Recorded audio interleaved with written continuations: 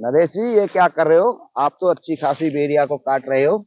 ये काट दी बलराम जी। और ये काट दी, उधर काट दी। बलराम जी, ये सारी बेरियां ऐसी पूरी तरीके से काटनी पड़ती हैं। क्यों सर जी?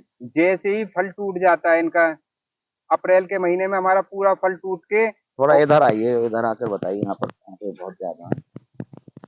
अप्रैल के महीने में की मैच्योरिटी पूरी हो जाती है और फल पूरा टूट जाता है।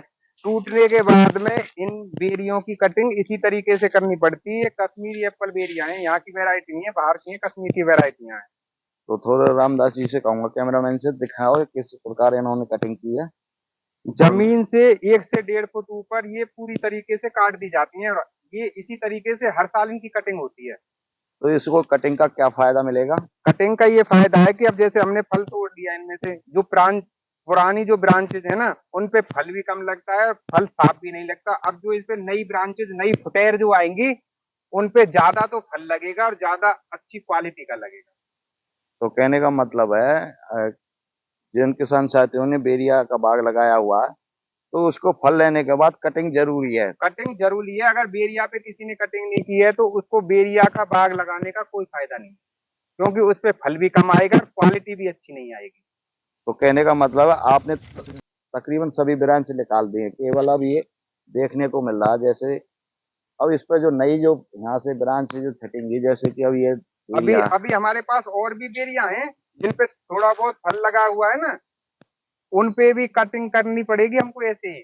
वो 2-4 दिन में हमारी पूरी मई अप्रैल के महीने में पूरी कटिंग हो जाएगी सभी पेड़ों की। तो आपने लगभग कितना इससे फ्रूटिंग ले चुकी है? इससे हमने कम एक एरिया की बताना केवल। एक बेरिया से हमने कम से कम 3 से 4 हजार रुपए का बेर ले लिया।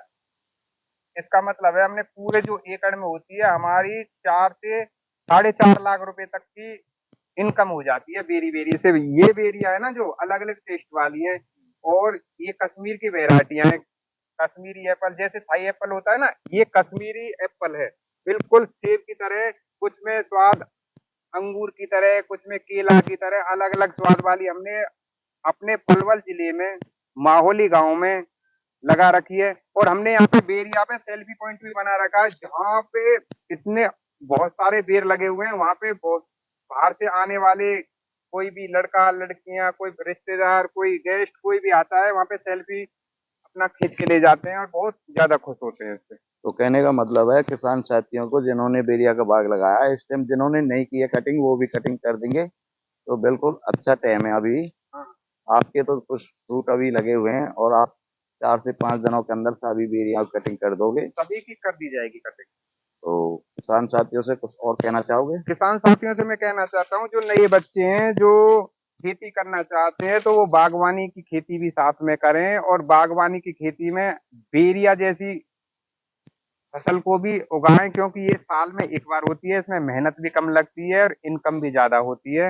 और मैं तो सभी से कहूंगा कि प्रकृति की तरफ लौटो, और ये पूरी तरीके से नेचुरल फार्मिंग पे ही हमारा पूरा बाग टिका हुआ है। इसमें किसी भी तरह का कोई फर्टिलाइजर, कोई केमिकल, कोई स्प्रे 5 साल 6 साल से कुछ भी नहीं हुआ है। नेचुरल तरीके से हमारे पास फल हैं सारे। और ऐसा नहीं है कि एक बेरिया बेरिया, ऐसा कोई भी फल नहीं है जो हमारे पास नहीं है। हमारे पास A to Z सारे फल हैं। कोई भी आए बाग में अपने हाथ से तोड़ के खाए। तो नरेश जी का कहना है, और कोई बात राय लेनी हो इनसे तो कमेंट कर कर पूछ सकते हो।